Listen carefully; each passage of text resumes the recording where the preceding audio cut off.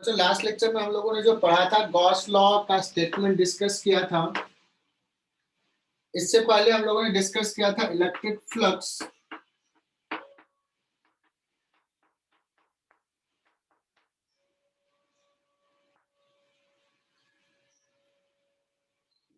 और electric flux का जो डिस्कशन था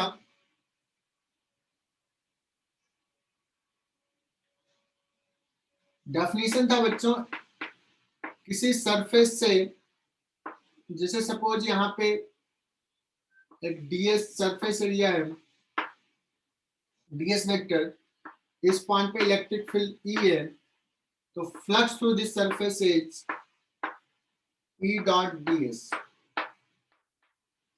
Flux is a scalar quantity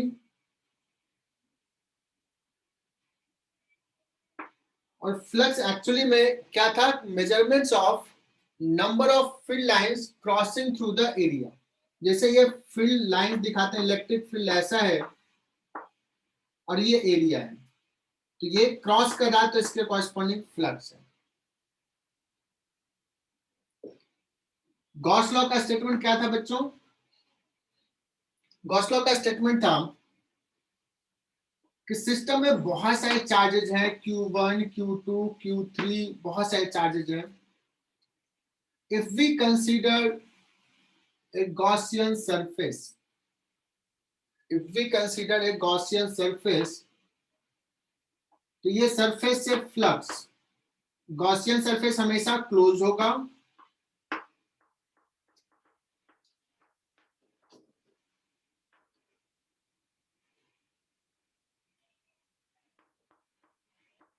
E dot ds करते हुए आप पूरा सरफेस के लिए ले रहे हैं, सो अभी पुट साइन, एक सर्कुलर साइन इंटीग्रेशन में पुट कर देते हैं, and this equals to, this law states that total inside charges divided by epsilon naught. इसी को बच्चों फ्लक्स कहते हैं।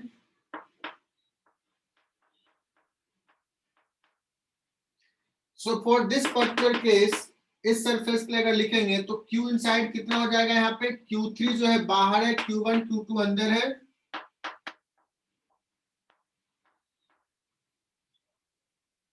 और ये जो Q इनसाइड है बच्चों algebraic summation,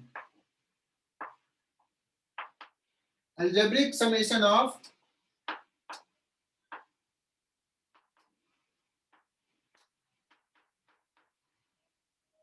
all charges.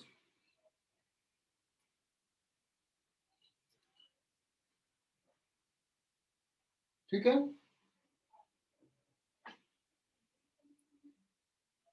Algebraic summation का मतलब पॉजिटिव है तो पॉजिटिव लिखना है, निगेटिव है तो निगेटिव लिखना है ना। जैसे एक छोटा सा सवाल लेता हूं, जे भी भाई थोड़ा देर के लिए कुछ चीजें समझ में नहीं आएगी तुम्हें, हो सकता है थोड़ा बीच से स्टार्ट किया है, बट कंटिन्यू करना, छोड़ना नहीं क्लास।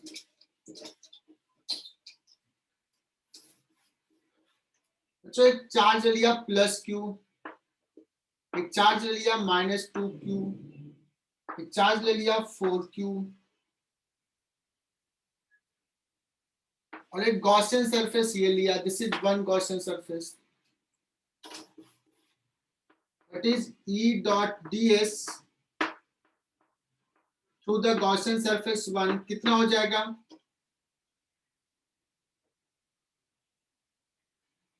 -Q upon epsilon. तो ये +Q और ये -2Q, तो +Q -2Q algebraic summation divide by epsilon naught, so हो जाएगा बच्चों -Q upon epsilon not.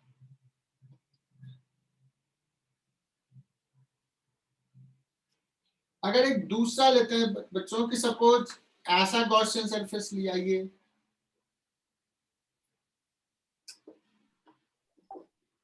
What is E dot ds through this Gaussian surface? Aana Shukla, can you tell me, अगर जितना भी पढ़े गॉसियन सरफेस 2, इस गॉसियन सरफेस के अंदर कौन कौन सा चार्ज है, ये Q और ये 4Q।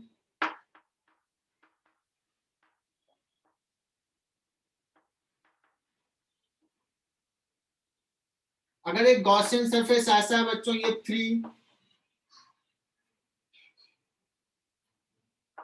Close surface, what is the flux through the Gaussian surface 3? 0 zero हो जाएगा, बिकॉज इस गॉसियन सरफेस के अंदर कोई चार्ज नहीं है। ठीक है,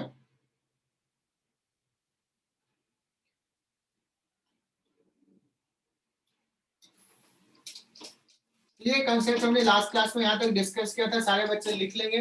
बच्चों साथ साथ लिखते जाना, जेबी बैच तुम्हें नहीं लिखना, तुम लोग सिर्फ सुन लो।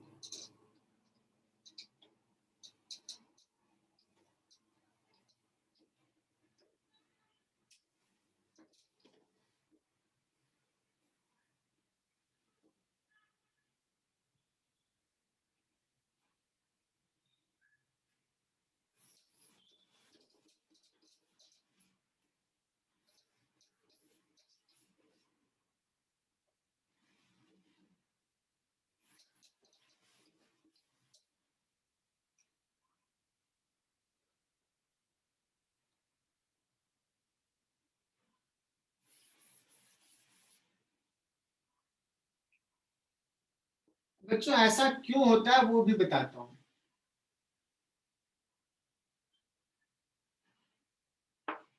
सपोज एक गॉसियन सरफेस और ये चार्ज क्यों लिया बच्चों, एक ही चार्ज है। अब अगर मैं पूछूं कि जितना इसके थ्रू जा रहा है फ्लक्स इस गॉसियन सरफेस से, कैन वी से दैट कि इस गॉसियन सरफेस से भी उतना ही जाएगा? एक सेकंड में आर्बिट्रेरी ले लेता हूं। This is Gaussian surface 1 and दूसरा बच्चों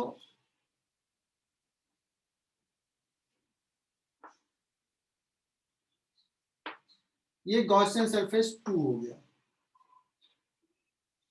So can you tell me कि flux through the Gaussian surface 1 is equal to flux through the Gaussian surface 2 and that is equal to total charge divided by epsilon naught, है ना? और एक logical proof बताता हूं बच्चों कि हम लोग फील्ड लाइंस के कंसेप्ट से, कि सपोज इससे हमने फील्ड लाइंस निकाला,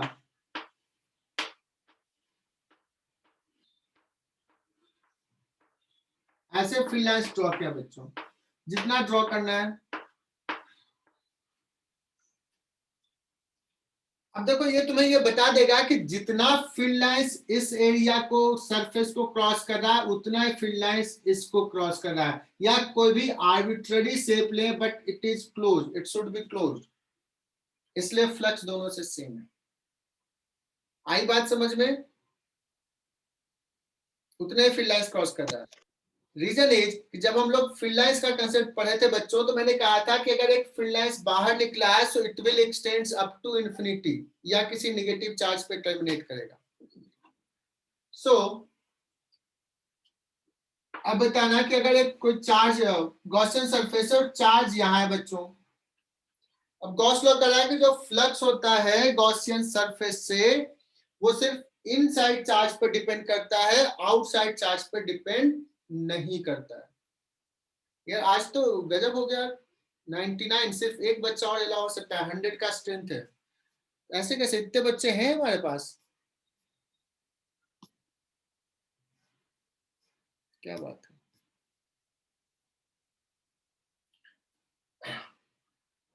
चलो, सो गॉसियन सरफेस सिर्फ फ्लक्स जो होता है सिर्फ इनसाइड चार्ज पर डिपेंड करता है, आउटसाइड पर नहीं डिपेंड करता है। So let's see through the concept of flux field lines. देखो ये चार्ज है बच्चों, ये चार्ज से फील्ड लाइंस ऐसे निकला,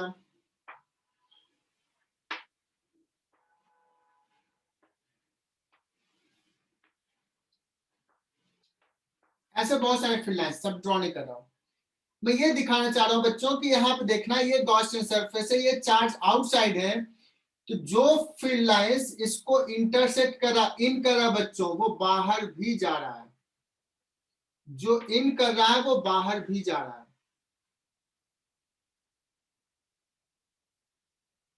तो जितना इन करने के कॉरेस्पॉन्डिंग अगर निगेटिव हो रहा है तो आउटसाइड के कारण पॉजिटिव हो रहा है, तो नेट क्या हो रहा है, जीरो। कुछ फील्ड लाइंस है जो सिर्फ टच ही नहीं किया, उससे बाहर ही है। तो बताओ कि टोटल फ्लक्स कितना हो रहा है इसके through because of this charge, इसके कारण जितना पॉजिटिव उतना ही निगेटिव, जितना निगेटिव उतना ही पॉजिटिव, जीरो है। इसलिए आउटसाइड चार्ज के कारण फ्लक्स नहीं होगा क्लोज्ड सरफेस से। कैसा सरफेस, क्लोज्ड। बट बच्चों अगर कोई कह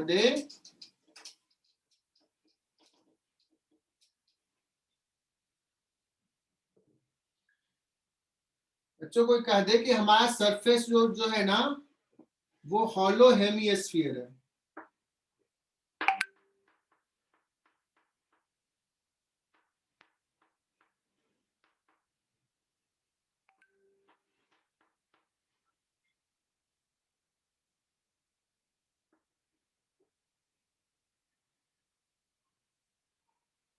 और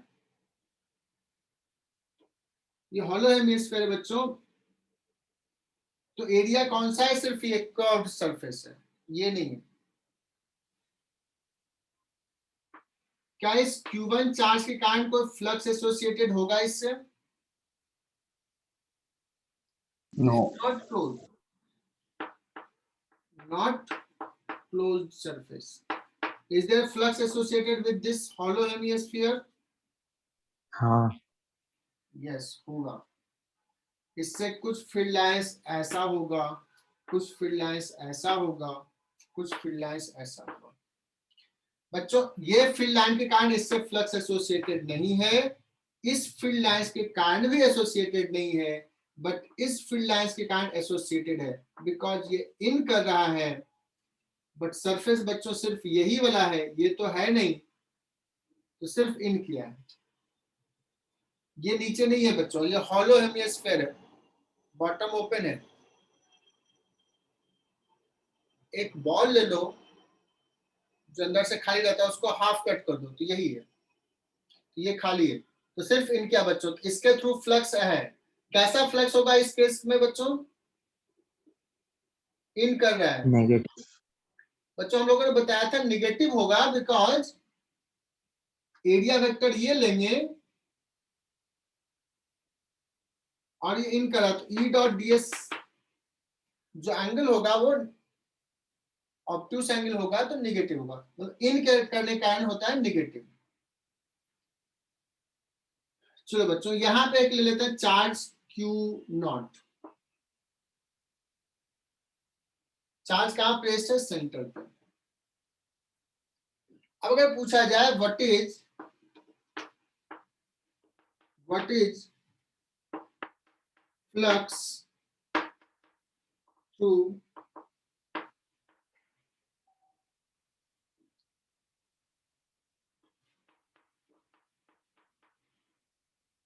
hollow sphere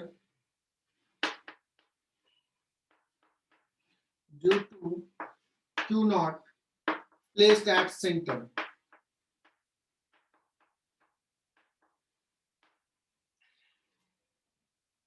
तो बच्चों कोई मुझे बताएगा क्या, पहला ऑप्शन देखता हूं तुम लोग गेस करते हो क्या, Q naught by epsilon naught. दूसरा option Q naught by 2 epsilon naught. तीसरा option Q naught by 3 epsilon naught. चौथा ऑप्शन जीरो। यानी गेस कि इस Q नॉट के कारण इस हेमिस्फीयर से कितना फ्लक्स होगा।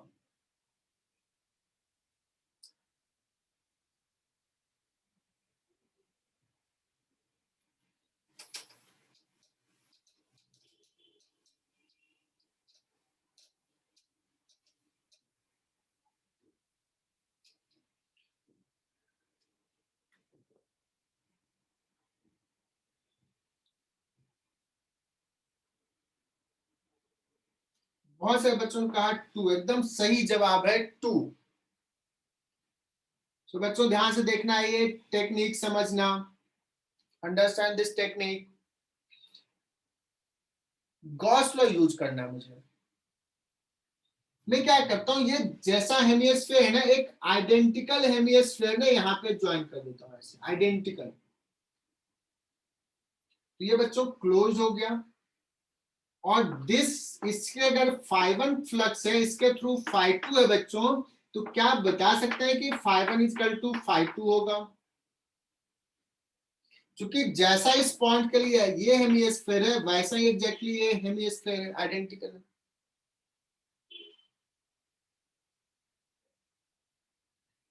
और φ1 प्लस φ2 बच्चों टोटल फ्लक्स हो जाएगा through the close surface, and this will be q upon epsilon not. तो φ1 बच्चों हम बहुत आराम से बता सकते हैं q/2 एप्सिलॉन नॉट। और बच्चों ये मेडिकल में सवाल पूछ सकता है नीट में, इतना आसान सा। इस q चार्ज के कारण, q नॉट के कारण कितना फ्लक्स होगा through the hemisphere? Is it clear? Flux through the hemisphere. चलो 99 से 93 हो गया, अभी 97 था।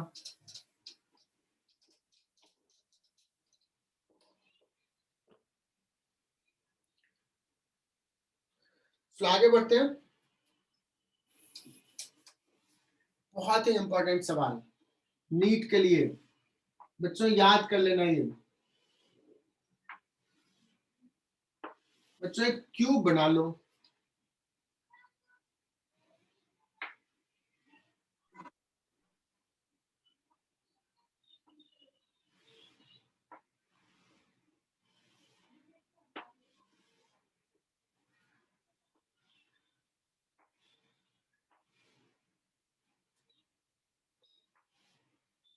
और इसके सेंटर पे एक चार्ज क्यू रख दो।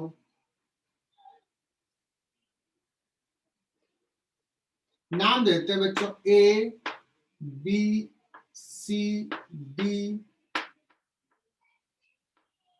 ई एफ जी एच।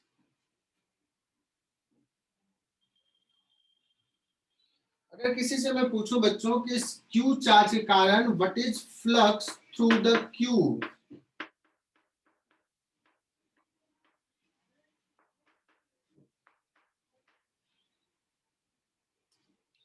पहला सवाल क्या कहोगे आंसर?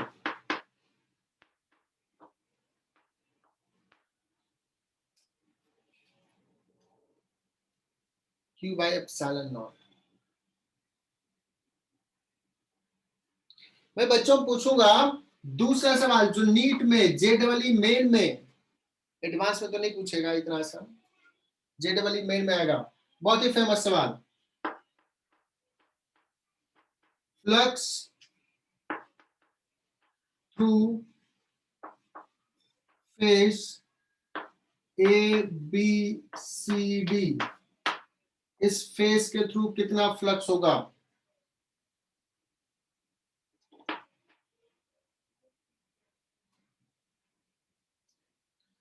तो एक चीज बताना, जितना फ्लक्स इसके थ्रू होगा, कैन बी से कि दूसरे फेस के थ्रू भी उतना होगा, तीसरे के भी थ्रू उतना होगा, बिकॉज आइडेंटिकल है, ये सेंटर पे है।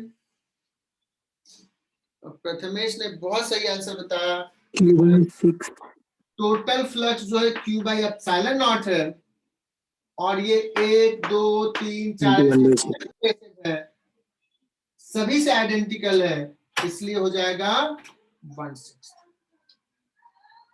q/6 epsilon not.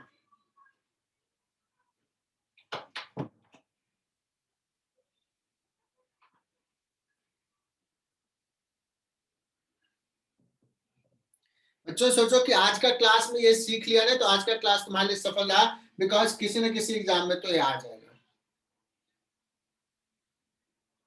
अब एक्चुअली इसी सवाल को ऐसे देता है, कि बच्चों एक स्क्वायर है साइड लेंथ ए का और सेंटर से a/2 डिस्टेंस पे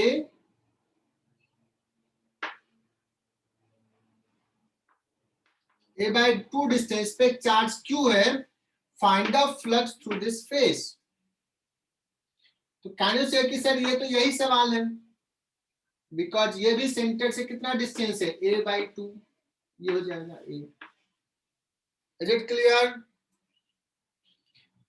एक स्क्वायर के फेस सेंटर से उसके साइड लेंथ के हाफ डिस्टेंस ऊपर अगर पॉइंट चार्ज रखा हुआ है तो फ्लक्स जो हो जाएगा बच्चों q/6ε0 हो जाएगा। मान लो मैं थोड़ा सा ना इसमें सोचूंगा कि यही सवाल हर जगह रहता है, थोड़ा सा मॉडिफाई करता हूं बच्चों। सपोज JEE एडवांस में ये सवाल पूछना है, तो वो पूछेगा कि यहाँ पे एक चार्ज Q है और यहाँ पे भी एक चार्ज Q है, बताओ इस केस में फ्लक्स टू दिस फेस कितना होगा, इतने ही डिस्टेंस पे a/2 नीचे।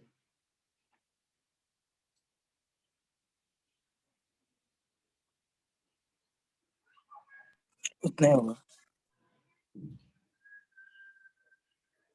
बहुत बढ़िया वैभव, वैभव ने बहुत सही जवाब दिया। प्रथमेश थोड़ा सा गलत हो गया, नाउ थिंक अगेन। सो 93 पे हमारा कांटा स्टेबल है, 93 मतलब 92 बच्चे। लोकेशन रॉन्ग आंसर है।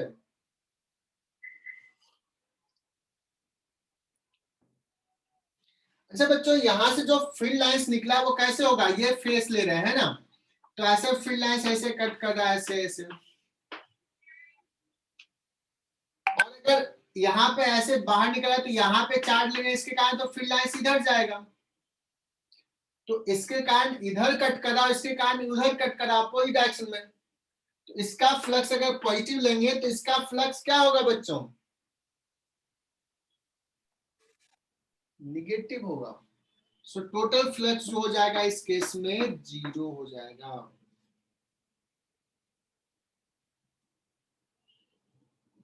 फ्लक्स हो जाएगा बच्चों 0। लेकिन अगर यहाँ पे -q चार्ज दे दिया होता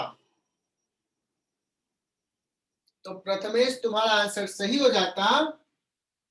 इन दैट फ्लक्स क्या हो जाता, q/6ε0। इसके कारण भी फील्ड लाइंस इधर। जेबी बैच को नहीं समझ में आएगा, बट मेडिकल बैच को समझ में आ रहा होगा, बिकॉज उसको हम पढ़ा दिए कल। फील्ड लाइंस ऐसे आएगा बच्चों, इसके कारण भी इधर आता है, इधर। तो दोनों के कारण फील्ड लाइंस एक ही डायरेक्शन में कट कर रहा है, इतना into 2। Ayush Yadav clear? Yes sir. एक ही जगह लिख लिया बच्चों, तुम लोग दो डायग्राम ड्रॉ करोगे, +q 0 +q -q q/3ε0।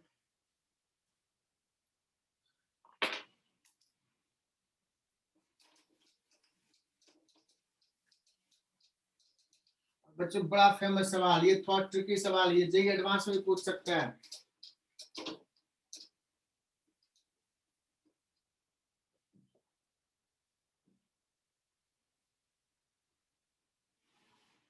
फिर से क्यूब बना रहे हैं।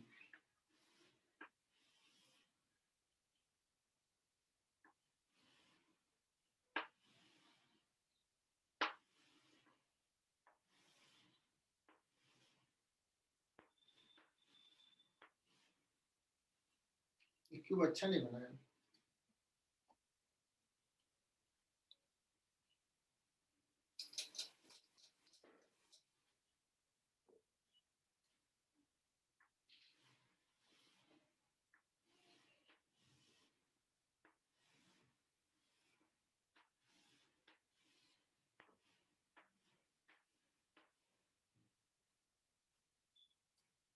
जब क्यूब बना दिया और इस पे कह दिया कि एक चार्ज ना हम पॉइंट चार्ज जस्ट कॉर्नर पे रख दे, कॉर्नर पे क्यूब।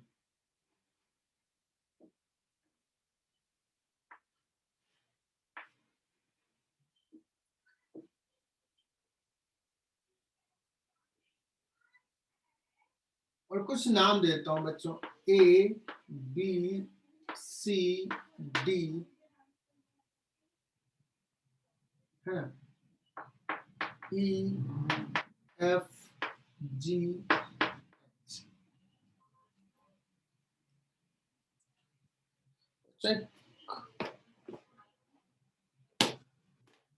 देख लो बच्चों, ये क्यूब टाइप का है, समझना। यहाँ पे एक पॉइंट चार्ज है, तो इस पॉइंट चार्ज के लिए जैसा फेस बच्चों ये है, वैसा ही फेस ये है, वैसा ही फेस ये है। एम आई राइट बच्चों? इसके लिए ये तीनों फेस टच कर रहा है। इस पॉइंट चार्ज के लिए जैसा फेस ये है बच्चों, ये वाला, वैसा ही फेस कैन बी से कि ये वाला होगा, और वैसा ही फेस बच्चों ये वाला होगा इस पॉइंट चार्ज के कारण। तो तीन आइडेंटिकल, 1 2 3, और दूसरा 3 1 2 3। क्या समझ में आया? Yes sir.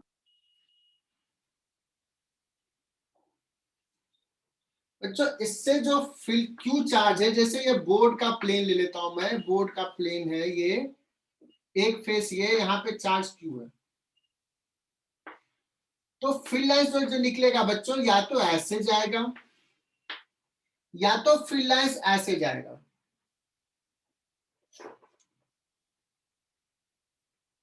तो अगर इसी सरफेस के कॉर्नर पे पॉइंट चार्ज रखा तो फील्ड लाइंस या तो ऐसा होगा, या तो इसमें होगा, या उधर होगा। इस सरफेस को ना फील्ड लाइंस कट नहीं कर रहा होगा, इंटरसेक्ट नहीं कर रहा होगा। लेकिन अगर हम इस सरफेस की बात करते हैं तो इसको फील्ड लाइंस ऐसे जाके इंटरसेक्ट कर रहा होगा, क्रॉस कर रहा होगा। तो flux through which of the surfaces are zero in this, तो कौन सा तीन फेस होगा जिससे जीरो होगा? कहोगे sir A B C D से जीरो होगा। जैसा ए बी सी डी है बच्चों, वैसा ही होगा flux through A B G H.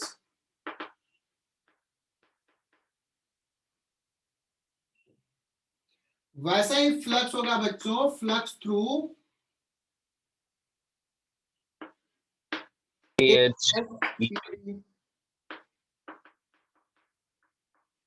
और ये हो जाएगा zero. Why zero? Because field lines are not intersecting, not piercing, not उसको कट नहीं कर रहा, क्रॉस नहीं कर रहा सरफेस को, या तो उसके ऊपर होगा या दूसरे साइड होगा, लेकिन दूसरे सरफेस के थ्रू होगा। कोई बता सकता है कि कितना फ्लक्स है थ्रू वन सरफेस?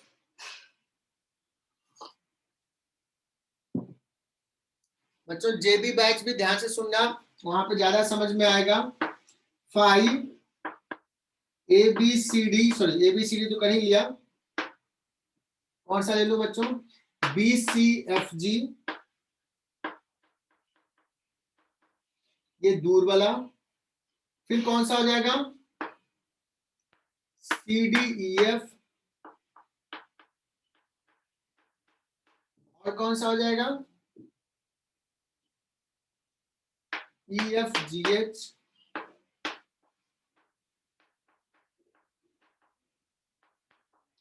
और ये इक्वल तो होगा, लेकिन कितना होगा?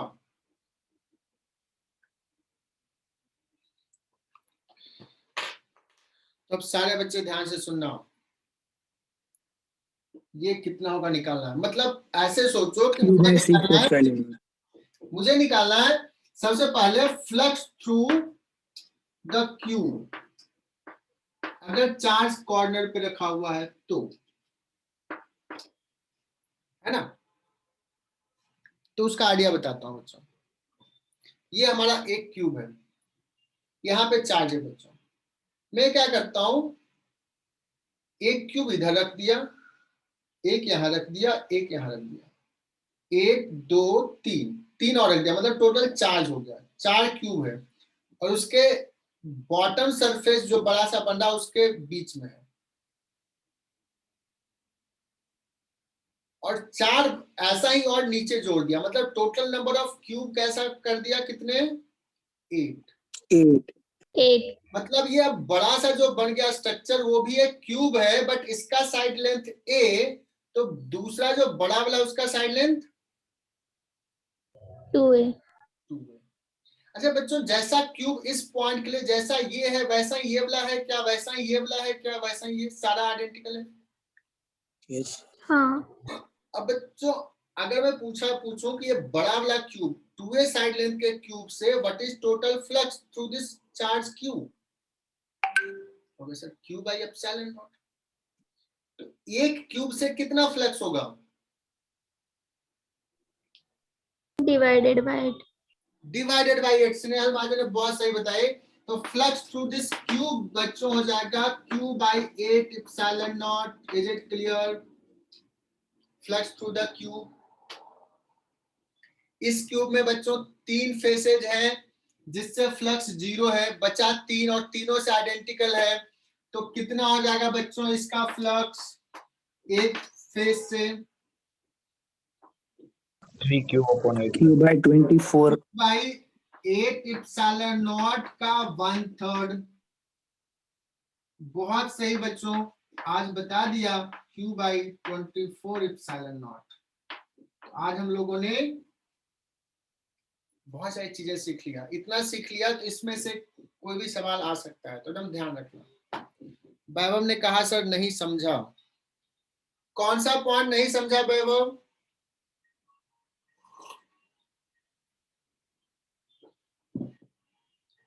एट वाला पॉइंट नहीं समझा या 24 वाला नहीं समझा?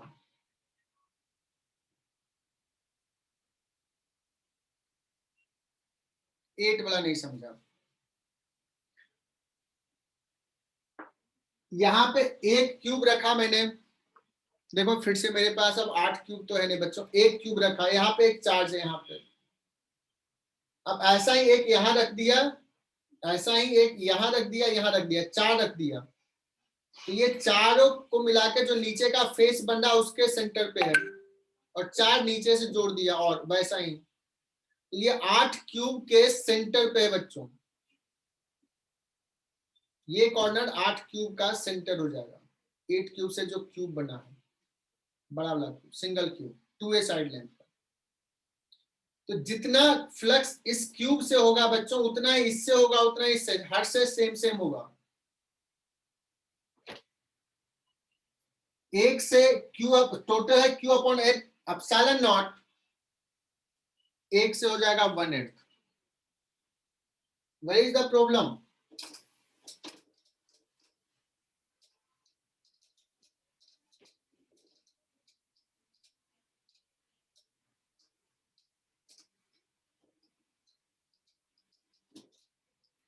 बाकी बच्चों को समझ में आया?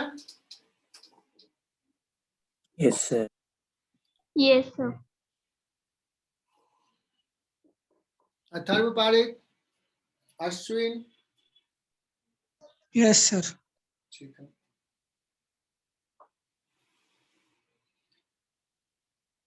तो बच्चों ऐसे सवाल आते हैं, मैंने कुछ ट्रिकी सवाल ले लिया। हम लोग आगे बढ़ते हैं बच्चों। एप्लीकेशन ऑफ गॉस लॉ लिखो।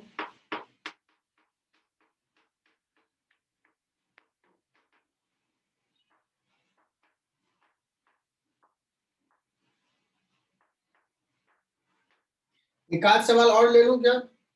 जैसे मान लो अच्छी वर्मा में ऐसे सवाल है बच्चों।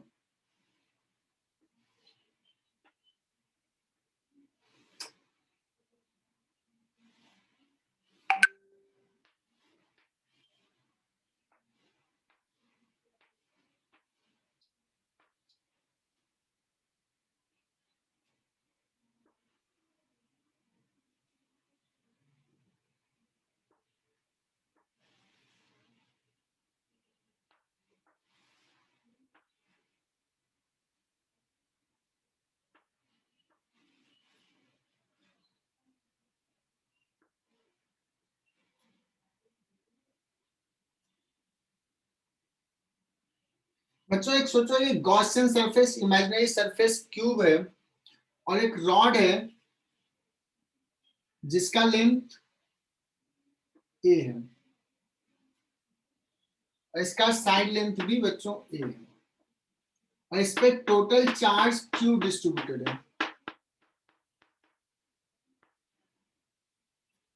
और एक पॉइंट सेंटर पे हिंज्ड है,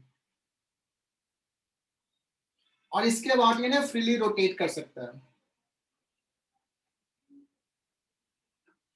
ये हिंज है और इसके अबाउट रोटेट कर सकता है फ्रीली, ऊपर नीचे आगे पीछे कर सकते हो।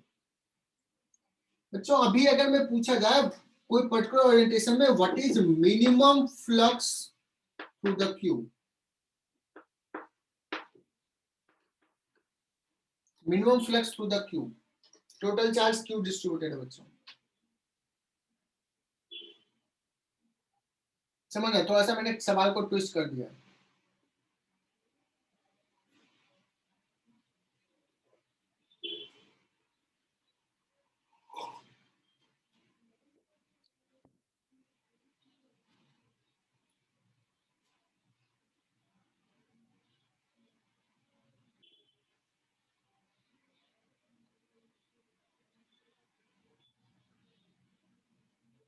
एनीवन? समर्थ कनेक्टेड है? Yes sir. बताओ ये मिनिमम कह रहा है, मतलब कि हम कह से इसको रोटेट कर सकते हैं। हालांकि अभी जो मैंने दिखाया है उसमें कितना लेंथ अंदर दिख रहा है क्यूब के अंदर? a/2 हाफ लेंथ है, मतलब हाफ लेंथ है, मतलब चार्ज क्यूब के अंदर कितना है? q/2 अभी, तो फ्लक्स कितना है? q/2 epsilon. अब बताइए सेंटर पे है तो इसको कैसे भी करोगे तो q/2 तो चार्ज अंदर रहेगा ही रहेगा, या अगर इसके डायरेक्शन चेंज करोगे तो थोड़ा अलग हो जाएगा। Is it clear? तो मिनिमम लेंथ जो अंदर रहेगा इस क्यूब के अंदर इसका, तो वो तो क्यूब हाफ रहेगा। कैन वी से this is the minimum flux, और इसको रोटेट कर रहे हो बच्चों तो क्यू मैक्स 5 मैक्सिमम कितना होगा? ये तो बहुत ही, ये तो जेई एडवांस लेवल का सवाल हो जाएगा। इसको रोटेट कर रहे हो,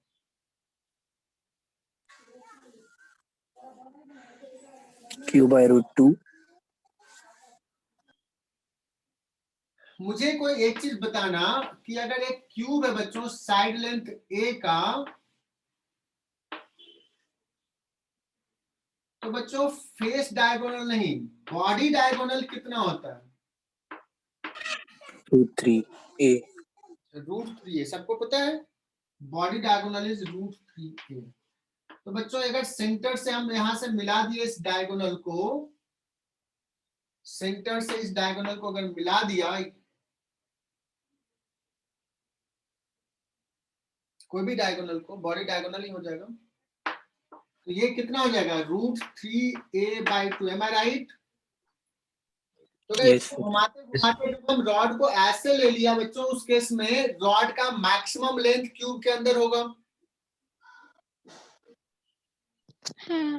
यस और मैक्सिमम रॉड क्यूब के लेंथ के अंदर होगा तो चार्ज कितना होगा बच्चों? ए लेंथ में q/a है, √3q/2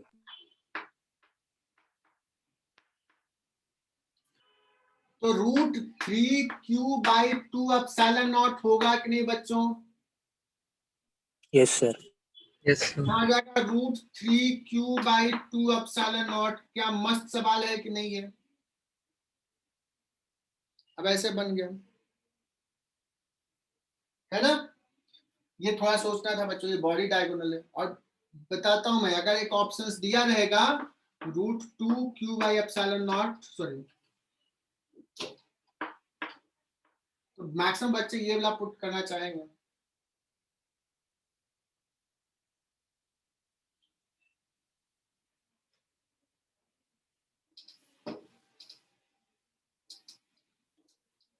लेकिन वो गलत है। वो कब होता है? जब रॉड को ऐसे रोटेट करते हैं ना और एज के बीच से पास करता है तो √2 होता है। Am I right?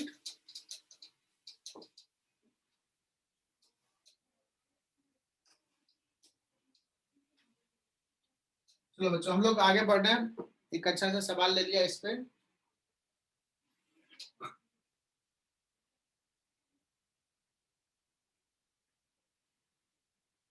एक और सवाल ले लो इस टाइप का फ्लक्स पे।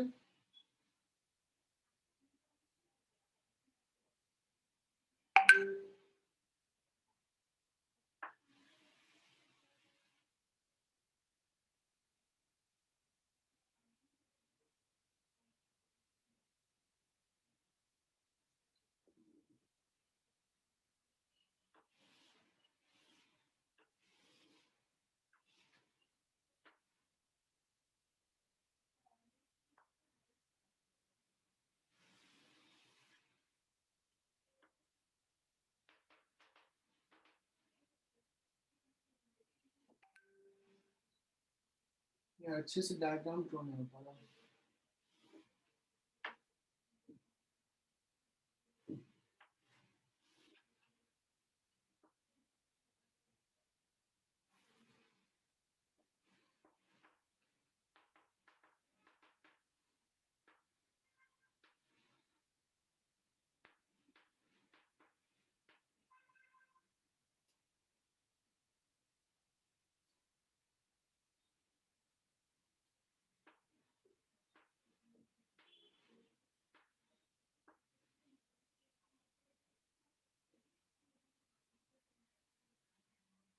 बच्चों अगर ऐसा भी सवाल आता है, ये जेई के लिए थोड़ा सा है, मेडिकल में भी पूछ सकता है बच्चों, थोड़ा सा टफ में।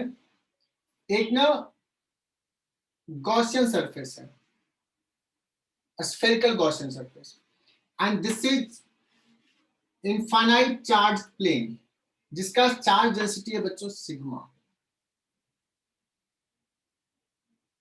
एक प्लेट है जिसपे चार्ज डेंसिटी है सिग्मा, और एक गॉसियन सरफेस ले रहे हैं बच्चों, ऐसा एक स्फेरिकल, जिसका सेंटर का डिस्टेंस प्लेन से √3r/2 है, और इसका रेडियस बच्चों r है। What is flux to the sphere? Can anyone tell the answer? बच्चों इसमें करना क्या है? ये विजुलाइज हुआ क्या सवाल? ये अच्छे से नहीं बना।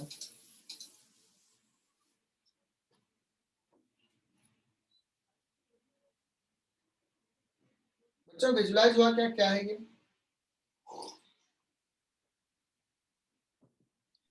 Yes, sir. यार एक प्लेन है ऐसा, या सोचो कि ये बोर्ड का प्लेन है, और एक हम यहाँ पे स्फीयर कंसीडर कर रहे हैं। तो स्फीयर का कुछ पार्ट बोर्ड के उधर है, कुछ पार्ट इधर है, और स्फीयर का जो सेंटर है इस बोर्ड से √3r/2 डिस्टेंस पे है।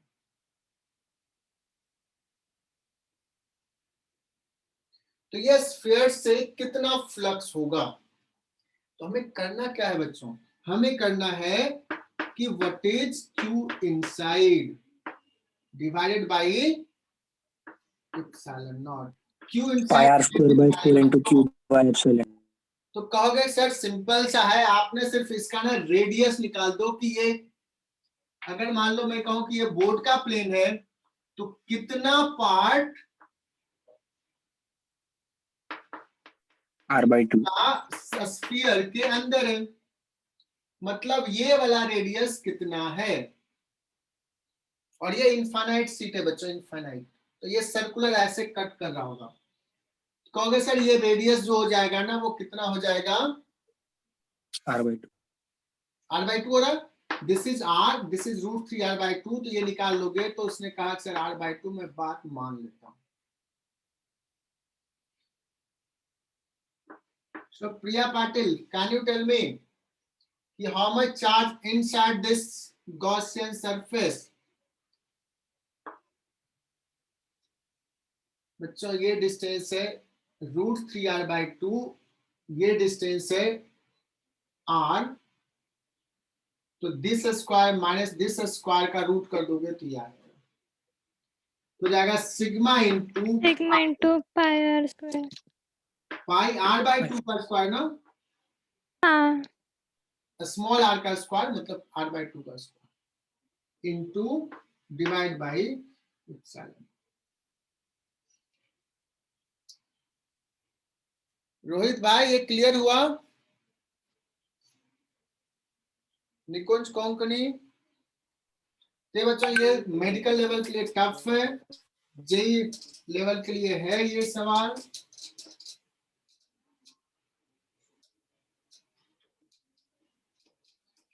चलो हम लोग इस टाइप के फ्लक्स के लिए निकाल लिया।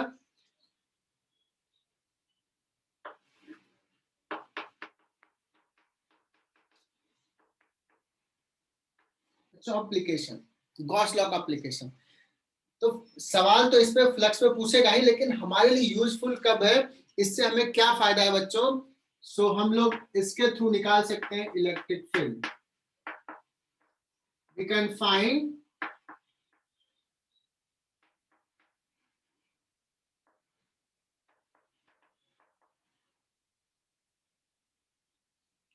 We can find electric field जो हम लोग कूलम्ब्स लॉ से इंटीग्रेशन से करते थे बच्चों, यहाँ पे इंटीग्रेशन करने की जरूरत नहीं पड़ेगी, यहाँ पे हम गॉस लॉ का एप्लीकेशन से निकाल लेंगे। लेकिन ये तब निकाल पाते हैं व्हेन देयर इज सिमेट्री, मतलब चार्ज डिस्ट्रीब्यूशन में सिमेट्रिकल हो, तभी हम इलेक्ट्रिक फील्ड कैलकुलेट कर पाते हैं, अदरवाइज इलेक्ट्रिक फील्ड कैलकुलेट नहीं कर पाएंगे। बट इट डजंट मीन कि चार्ज डिस्ट्रीब्यूशन सिमेट्रिकल नहीं है तो गॉस लॉ इनवैलिड हो जाएगा, इसका मतलब ये नहीं। Gauss law will remain valid whether the charge distribution is symmetrical unsymmetrical, कोई भी टाइप का है। बट हमारे लिए यूजफुल, हम उसको कुछ कंस्ट्रक्टिव वे में यूज कर सकते हैं, हमारे लिए यूजफुल तब होगा when there is a symmetrical charge distribution. Is it clear? जैसे गॉस लॉ क्या है बच्चों, E डॉट ds का integration Q inside divided by epsilon naught, this will remain valid whatever the charge distribution be, whatever the कैसा भी तुम Gaussian surface लोगे, this equation will remain valid. Okay? But ये calculate करना, इससे हम electric field किसी पॉइंट पे निकाले, ये जब सिमेट्री का केस होगा तभी पॉसिबल होगा। तो बच्चों पहला एप्लीकेशन ले रहा हूं जो कूलम्ब्स लॉ को कह सकते हैं प्रूफ कर रहे हैं। हमें निकालना बच्चों क्यू चार्ज के कारण r डिस्टेंस पे इलेक्ट्रिक फील्ड। एकदम ध्यान से देखना, ये ऑल्दो हमें आता है बट गॉस लॉ से निकालते हैं। We have to find electric field due to the point charge q at distance r। Can you find बच्चों, ये पॉइंट चार्ज है, ये फील्ड लाइंस जो हमने देखा था कंसेप्ट, कैसा सिमेट्री है, स्फेरिकल, सिलिंड्रिकल, प्लेनर, कैसा सिमेट्री है? Spherical. स्फेरिकल। Spherical. बहुत बढ़िया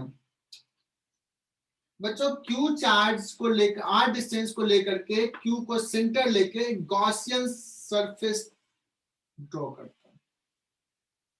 consider a Gaussian spherical surface of radius r centered at point charge। अब बच्चों सिमेट्री से कैन बी से दैट कि यहाँ पे इलेक्ट्रिक फील्ड अगर E है बच्चों रेडियल डायरेक्शन में, तो यहाँ भी इलेक्ट्रिक फील्ड E होगा यहाँ के रेडियल डायरेक्शन में, मैग्नीट्यूड सेम होगा, डायरेक्शन अलग है। So can be say that कि यहाँ का इलेक्ट्रिक फील्ड का मैग्नीट्यूड यहाँ का इलेक्ट्रिक फील्ड का मैग्नीट्यूड सेम होगा from symmetry basis, but electric field अलग होगा बच्चों। चूंकि ये रेडियल है बच्चों, तो यहाँ पे ds वेक्टर और E के बीच में कितना एंगल है? 90. जीरो ना। ds भी नॉर्मल, E भी नॉर्मल, दोनों के बीच का एंगल जीरो। तो applying Gauss law, Gauss law apply कर रहे हैं बच्चों, पहले लिख लो, consider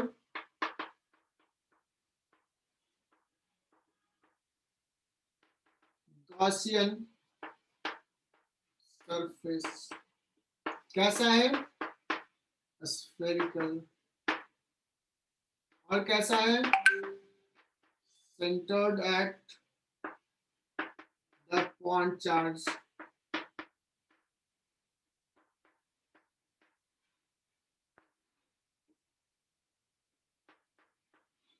E dot ds to the Gaussian surface that is equal to q inside divided by epsilon naught। सारे बच्चे ध्यान से सुनना, क्या E को हम बाहर ले सकते हैं इंटीग्रेशन से बच्चों? E वेक्टर को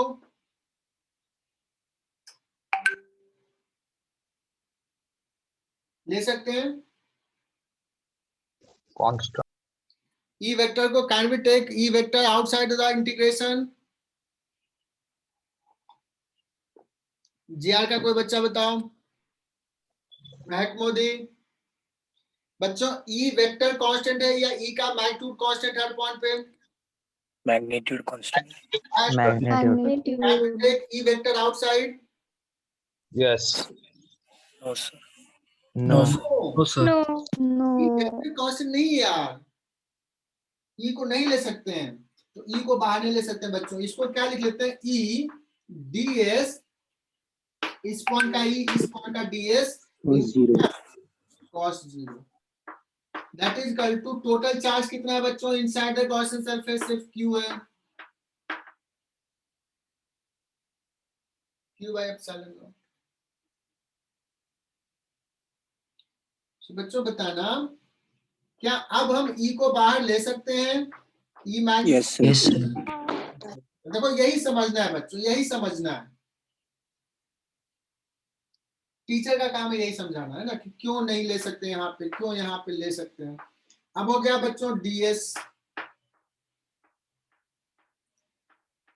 बच्चों ये ds मैग्नीट्यूड, ये मैग्नीट्यूड प्लस ये पूरा सरफेस क्या हो जाएगा? 4 pi r square. 4 पाई r स्क्वायर, जो radius of the Gaussian surface, Gaussian sphere, ds का इंटीग्रेशन पूरा area q by epsilon not. और बच्चों e कितना आ गया? kq by r square. q upon 4 pi epsilon not r square. यही तो था पहले, कूलम्ब्स लॉ से भी यही आया था ना, कूलम्ब्स लॉ से भी यही आया था, हमने प्रूफ कर लिया कैसे? Through Gauss law. Prathamesh clear? Yes, sir. तो ये लिख लो, पूरा लिखना होगा। ये डायग्राम ड्रॉ करना है, उस पर दूसरा डायग्राम ड्रॉ करना है बच्चों। दूसरा डायग्राम ये ड्रॉ करना है कि अब मैं ले रहा हूं कि एक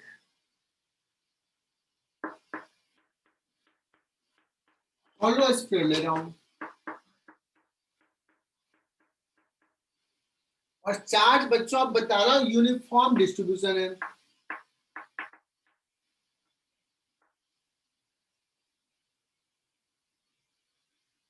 टोटल चार्ज है Q, इसका बच्चों रेडियस है capital R। We have to find the electric field at distance r which is greater than capital R, that is outside point।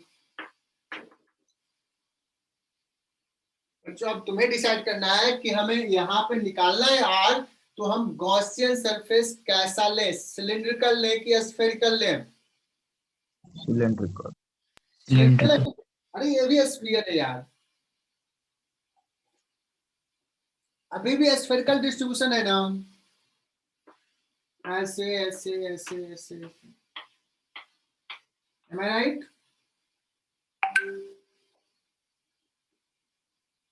Sphere है, हर डायरेक्शन में जा रहा है, स्फेरिकल सिमेट्री है। So again we will consider the sphere, जैसा point charge का लिया था एग्जैक्टली वैसा ही होगा बच्चों, यही चीज हो जाएगा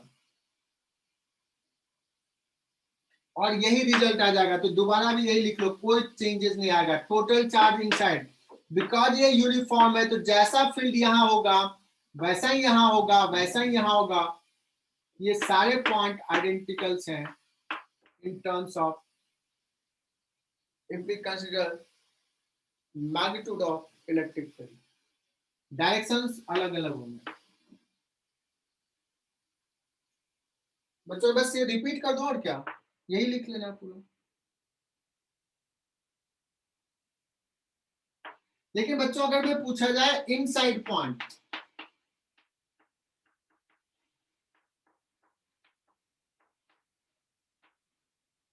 जब मैं इनसाइड पॉइंट की बात करूंगा बच्चों, तो ये गॉसियन सरफेस ऐसा लूंगा। जब मैं E डॉट ds करूंगा बच्चों, E इंटू 4 पाई r स्क्वायर करूंगा और यहाँ पे Q इनसाइड क्या हो जाएगा इसके अंदर? 0. 0। तो इलेक्ट्रिक फील्ड क्या हो जाएगा? 0। तो इनसाइड पॉइंट पे 0, आउटसाइड पॉइंट पे ये आ गया। मैंने बताया था ना कि मैं प्रूफ कर दूंगा गॉस लॉ से कि स्फेरिकल चार्ज डिस्ट्रीब्यूशन सिमेट्रिकल के लिए आउटसाइड पॉइंट पे इतना होगा इलेक्ट्रिक फील्ड और इनसाइड पॉइंट पे 0।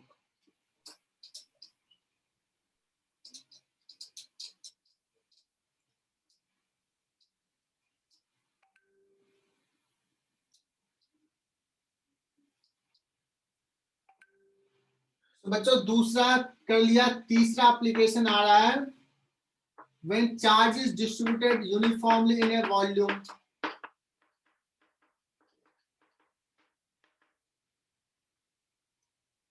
of a sphere of radius r, we have to find the electric field at distance r outside point. What we will consider? बच्चों मैं थोड़ा सा फास्ट चल रहा हूं, चलेगा क्या?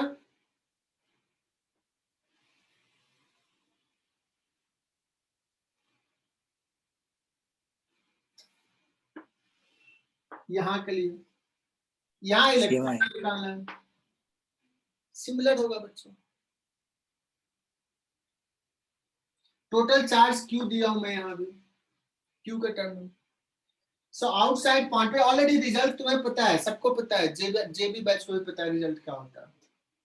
तो हम लोग गॉस लॉ से लिखेंगे, तो यहाँ का ई डॉट डी एस, यहाँ का E dot D S, Gauss law का application, E dot D S का इंटीग्रेशन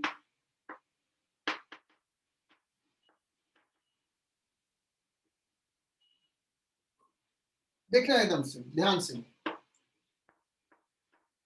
यहाँ ई और डी एस के बीच में एंगल कितना है? 0। E D S cos 0 1।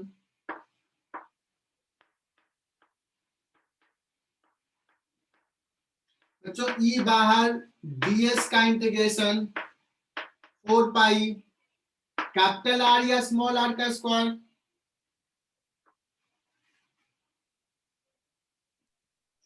Small r. Small R square that is equal to Q. Total charge बच्चों Q है,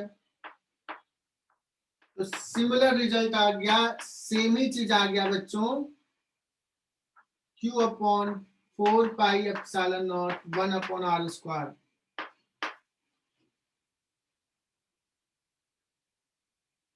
बच्चों ये बात समझ में आ रही है?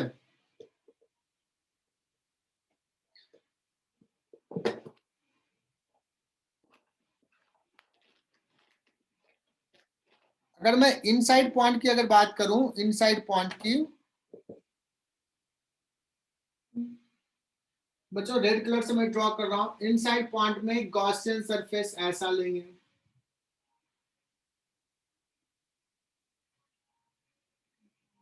distance will be a small r,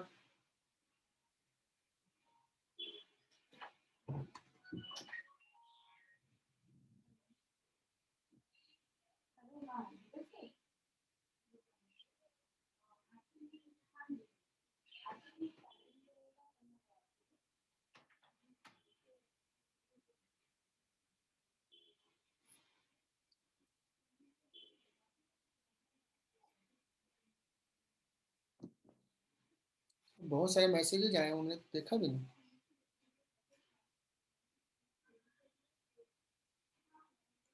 चलो बच्चों, so if we take this sphere now, Gaussian surface, तो फिर से लिखेंगे बच्चों E dot ds का integration through the Gaussian surface Q inside divide by epsilon not. अब यहाँ पे थोड़ा सा दिमाग लगाना है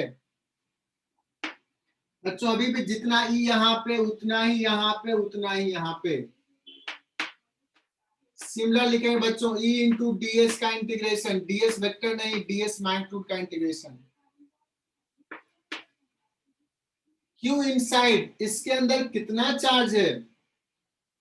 क्योंकि सर टोटल चार्ज क्यू जो है वो 4 pi by 3 capital R Q में डिस्ट्रीब्यूटेड है, और मेरा जो गॉसियन सरफेस है उसके अंदर हो जाएगा 4 pi by 3 small R Q divided by epsilon not.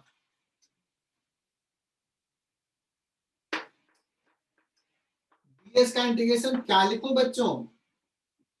4 pi small R square या capital R square? Small R. Small ही है। और यहां भी देखना Q upon capital R cube और ये small r cube divide by epsilon naught. So E is equal to, देखो स्मॉल r स्क्वायर का small r cube Q upon 4 pi capital R cube epsilon not small. यही आता था बच्चों पहले में। आ गई बात समझ में? बच्चों एक सिमिलर टाइप का किया होगा, मतलब ये तो समझ में आ ही गया होगा। अब थोड़ा सा डिफरेंट ले लेते हैं, एक दो सवाल। अभी हम लोग वही चीज प्रूफ करें जो ऑलरेडी हम लोगों ने कर चुके हैं, जानते हैं उसका result.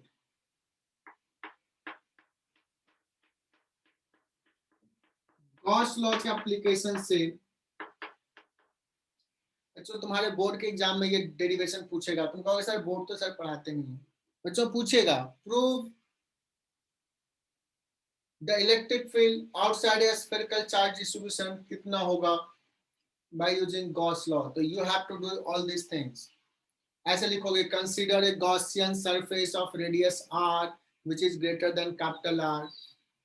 Electric field will be of same magnitude at every point because charge distribution is uniform.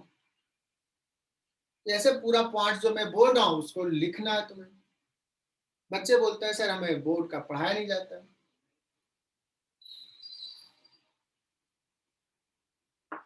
जो सिर्फ बोर्ड का पढ़ते हैं बच्चे उसको रट्टा मार लेते हैं, तुम लोग समझ रहे हो उसको। बच्चों ये लाइन चार्ज है ना, electric field sorry field lines का डिस्ट्रीब्यूशन बताया था हर डायरेक्शन में ऐसा ऐसा। बच्चों यहाँ पे फील्ड लाइंस ऐसा था, जेबी बैच को नहीं पता है, JPB now you can see. ये बच्चों 3D में है, ऐसे 2D में है। सिलेंड्रिकल सिमेट्री है बच्चों, बहुत ही बढ़िया सिलेंड्रिकल सिमेट्री है। ये इनफाइनाइट है बच्चों, इनफाइनाइट। मुझे निकालना है फील्ड एट डिस्टेंस r। क्या करते हैं, कोई भी एक लेंथ l का एक सिलेंडर ले लेते हैं। गॉसियन सरफेस जो होगा बच्चों सिलेंड्रिकल, थोड़ा डिफरेंट टाइप का रहा है। And this is closed Gaussian surface बच्चों, क्लोज्ड गॉसियन सरफेस।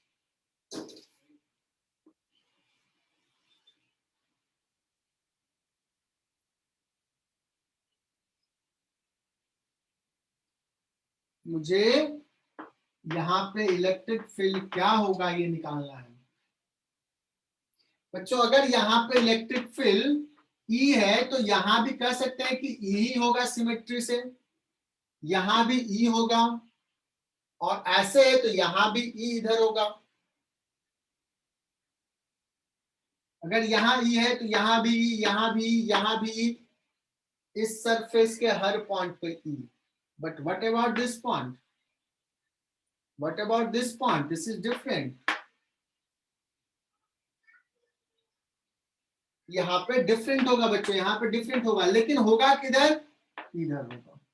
E1 होगा, यहाँ पे कुछ E2 होगा, यहाँ पे कुछ E3 होगा, अलग अलग मैग्नीट्यूड का होगा। सो बच्चों जो गॉसियन सरफेस है, can we divide this surface in two category close surface. One is curved one और दूसरा द फ्लैट वन। सिलेंडर का दो पार्ट, कर्व सरफेस और फ्लैट सरफेस। कहोगे सर फ्लैट क्यों ले रहे हो, क्यों ले रहे हैं फ्लैट भी, फ्लैट सरफेस भी क्यों कंसीडर कर रहे हैं?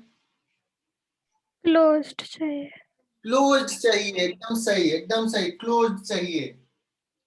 तो बच्चों हमें क्या चाहिए, गॉस लॉ लिखोगे बच्चों, consider a Gaussian surface of radius r of any length l। Line जो चार्ज है वो लीनियर चार्ज डेंसिटी लैम्डा है। We will apply Gauss law through the closed surface, that is equal to q inside divided by epsilon not. बच्चों ये पूरे circle को ना दो पार्ट में बांट देते हैं बच्चों। E dot ds through the curved surface plus E dot ds through the flat surface and that is equal to q inside. बच्चों कितना लेंथ, कितना चार्ज अंदर है? यूनिट लेंथ का चार्ज लैम्डा, एल लेंथ का सिलेंडर कंसीडर किया है।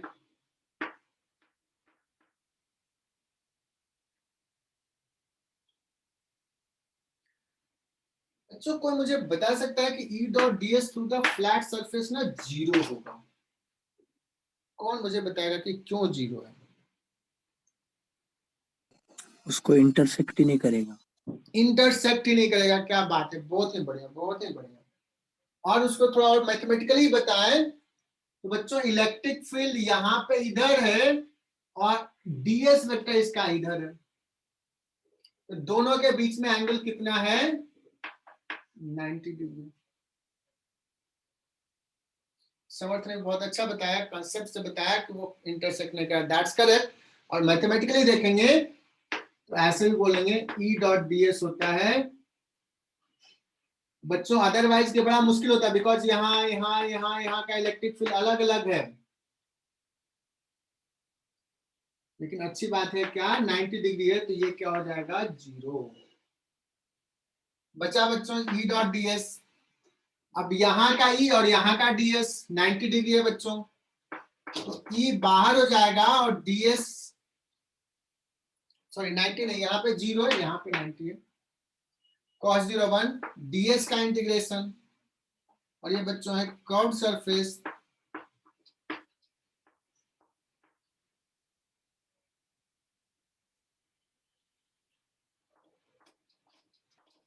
Prathamesh, ds का इंटीग्रेशन कितना होगा?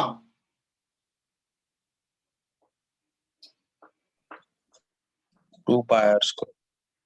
नहीं, सिलेंडर का surface area, curve surface area 2 pi R हो गया सरकमफ्रेंस इनटू लेंथ l। इसको अगर बीच से ब्लेड से ऐसे कट करो एंड ओपन दिस सिलेंडर तो ये रेक्टेंगल बन जाएगा 2 पाई आर का और विड्थ l।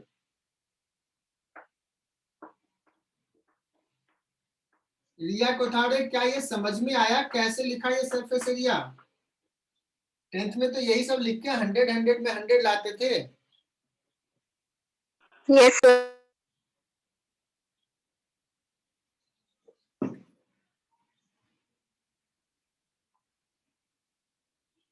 बच्चों ये लैम्डा गया, ये कितना आ जाएगा? Lambda upon 2 pi epsilon not 1 upon r।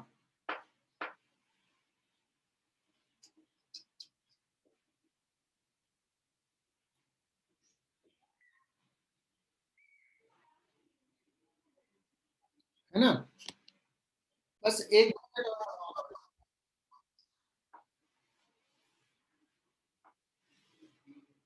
तो इस बार मैं ले रहा हूं ना चार्ज जो है वो कहाँ डिस्ट्रीब्यूटेड है? सिलिंड्रिकल सरफेस पे।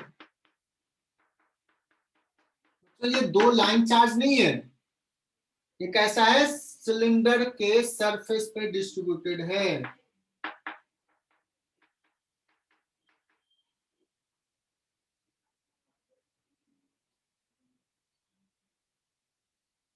और इससे r डिस्टेंस पे इसका length, radius suppose capital R है, यहां पे इलेक्ट्रिक फील्ड निकालना है।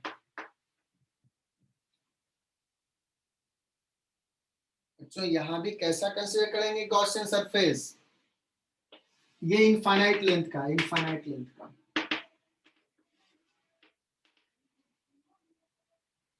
तो यहां भी गॉसियन सरफेस ऐसा लेंगे।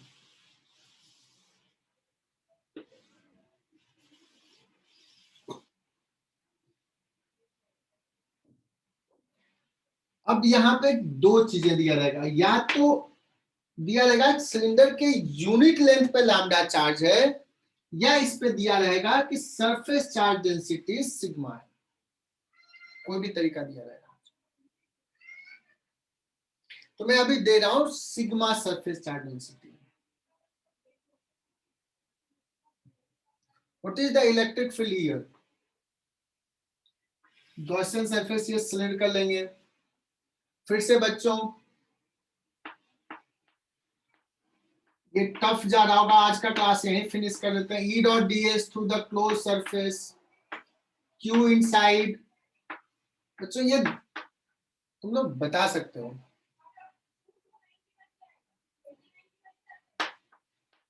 E dot ds through the flat surface और through the curved surface.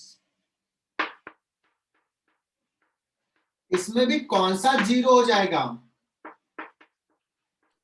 Flat वाला जीरो हो जाएगा, बिकॉज इलेक्ट्रिक फील्ड यहाँ पे है, यहाँ है, यहाँ पे तो इलेक्ट्रिक फील्ड जीरो ही है, ये वाला सरफेस का पार्ट। यहाँ पे ds वेक्टर इधर है।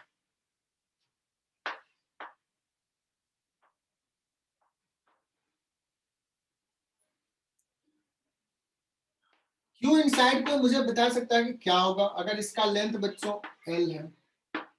ये लास्ट सवाल अगर समझ में आ गया मतलब पूरा क्लास आज समझ में आ गया।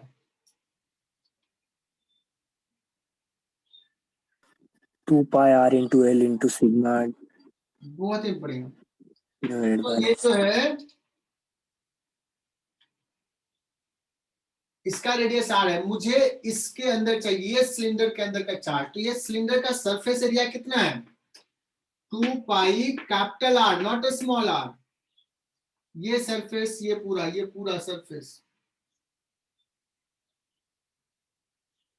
Into L into sigma, surface area into sigma divided by total charge divided by epsilon not. बच्चों ई को हम बाहर ले सकते हैं और ds फिर से वही, यहाँ का ई और यहाँ का ds एंगल जीरो। ds का इंटीग्रेशन क्या लिखे बच्चों? 2 पाई स्मॉल r या capital R? Small R. Small r। तो ये बच्चों 2 पाई गया, इलेक्ट्रिक फील्ड जो आ जाएगा सिग्मा r, L भी बच्चों चला जाएगा, सिग्मा r अपॉन कितना हो जाएगा बच्चों? Epsilon not 1/r।